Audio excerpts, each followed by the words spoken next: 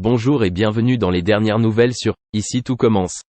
Notre actualité du jour parlera de « Tout commence ici », 825, la guerre est déclarée entre Anaïs et Salomé. Anaïs se sent trahie lorsqu'elle apprend que Salomé a travaillé dans son dos pour empêcher Théo d'aller à l'hôpital. D'ailleurs, elle NHE accent aigu cite pas à dire à Salomé ses 4 vérités, même lorsque Salomé lui explique les motivations de ses actes.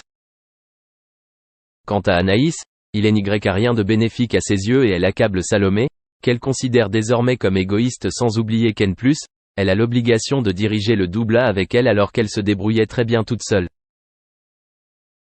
Cette hostilité ne fait que s'accentuer lorsque Antoine annonce aux deux chefs qu'une inspecteur du tournoi va bientôt apparaître. Antoine souhaite qu'Anaïs et Salomé coopèrent mais ce n'est pas l'intention des Anaïs, qui lui demande de faire un choix entre elles deux. Pour éviter ce choix difficile, Hortense tente de réconcilier les deux chefs mais en vain. Gaëtan tente de parler à Anaïs mais NY parvient pas. Mais pire, Anaïs sème la zizanie dans son couple en laissant entendre que Salomé ne lui a pas tout dit. Face à Salomé, Gaëtan s'est senti insulté que cette dernière n'ait pas jugé utile de lui parler de son projet à Bordeaux, d'autant que leur vie conjugale pourrait en être affectée. Gaëtan n'a pas la même vision du couple que sa compagne et sait le lui dire. Carla n'est pas contente du Noël qu'elle vient de passer. En effet, ses parents adoptifs et Rose n'avaient fait aucune tentative de trêve pour s'entendre au moins jusqu'au jour de Noël et la réception des chaussons du bébé faisait ressurgir la douleur associée à la récente perte de l'enfant. Il y a certainement un besoin de clarté et Carla NHE accent aigu cite pas à communiquer le contenu de ses pensées à tout le monde à chaque occasion.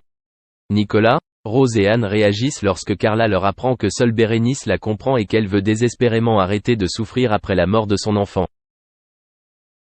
Les explications et les conseils que Rose lui a donnés à ce sujet ont été couronnés de succès, notamment lorsqu'elle a assuré à sa fille qu'elle pourra toujours compter sur ses parents adoptifs et sur elle.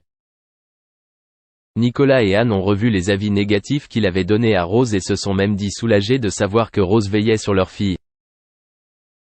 Merci d'avoir regardé et à la prochaine vidéo. N'oubliez pas de vous abonner à notre chaîne. En attendant, dites-nous ce que vous en pensez dans la section commentaires ci-dessous. Au revoir. Montrer les plus grands artistes du monde entier. En plus, il a cette faculté à repérer ceux qui iront loin dans leur carrière. Comment oublier que c'est chez lui que Céline Dion a fait ses premiers pas. De Claude François qui lui a présenté la femme de sa vie et Johnny Hallyday qui manque à chaque seconde, il n'a pas chômé.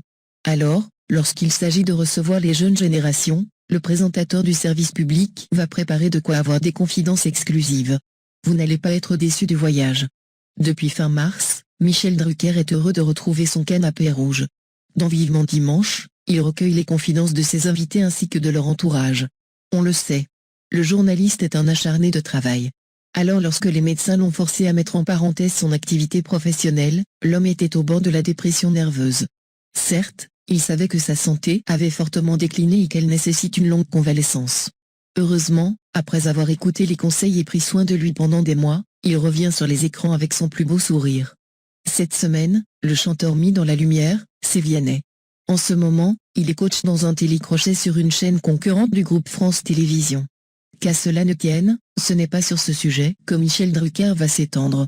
Il préfère aborder un domaine sur lequel le chanteur manifeste un certain embarras. Sa vie privée, voici comme l'ami de Céline Dion va le mettre face à ses contradictions maintenant. Je voudrais qu'on parle d'une femme charmante. Dans les yeux du présentateur, on sent bien sa pétille. Au début, Vianney se rentre pas dans son jeu et lui demande de qui il s'agit. S'il tient à faire de la rétention d'informations sur sa princesse violoncelliste, il précise que si mes fans veulent en savoir plus, il en parle pas mal dans cet album, c'était mal connaître Michel Drucker. Il va alors insister pour que Vianney s'ouvre un peu sur ses sentiments. Il raconte au public que la chérie du chanteur est toujours en coulisses pour le soutenir dans ses projets. Certes, elle est connue dans le milieu, on l'a vue sur les plateaux, elle est violoncelliste, elle a accompagné Bruel et d'autres artistes sur scène, mais c'est aux côtés de Jury que la plus belle voix qu'elle se sent le mieux, et dans les premières apparitions de ta promo, elle était avec toi. Je l'ai vue, j'étais sur mon lit d'hôpital. Incapable de confirmer ou de nier ces allégations, Vianney devient tout rouge. Amusé, tout ce qu'il trouve à répondre c'est l'œil de Moscou, Michel Drucker, c'est pas possible, l'enchaînement était tout trouvé pour monter encore un peu plus en puissance dans l'émotionnel. Ceux qui aiment Vianney connaissent ou ont forcément entendu ces paroles. Quand tu chantais si bien beau papa, pour de vrai, ça les concerne, là, le chanteur ne peut s'échapper. Il est forcé de répondre à cette question très délicate.